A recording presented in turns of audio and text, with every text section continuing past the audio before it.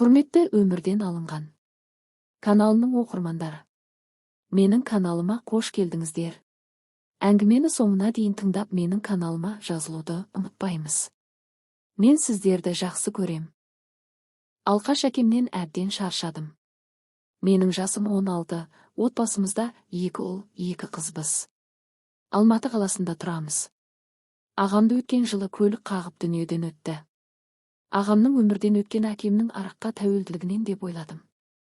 Әкем сонда да ішуін доғарар емес.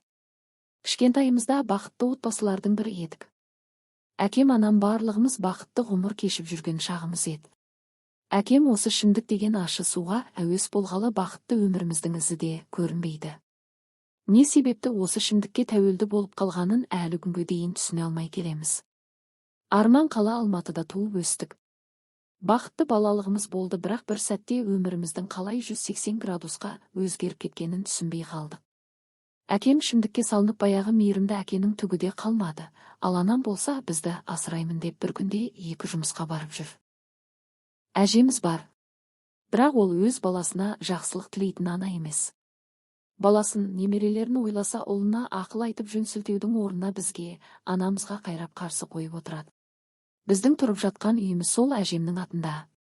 Анам ажырасамын деп бөлекте тұрып көрдік, бірақ әкем бізге тыныштық бермейтін.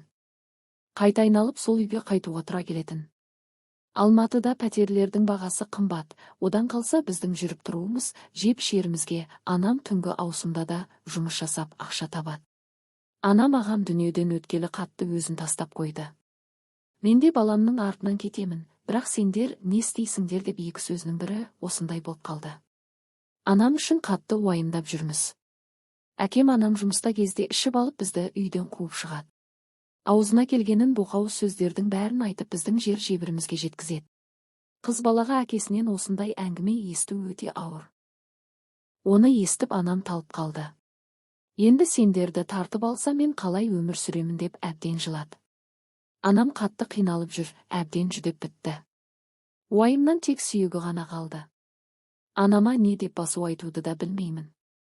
Бұл өміріміз одан әрмен қалай боларын ойлансам қорқамын. Қыз баласымыз ғой, тұрмысқа шығамыз, бірақ ол жерде сенің әкең осындай деген сын пікірлерге тап боламыз ба деп қорқамын. Басым әбден қатты. Тып-тыныш бақытты, алаңсыз өмірді қашан сүреді екенбіз деп көп ойланамын.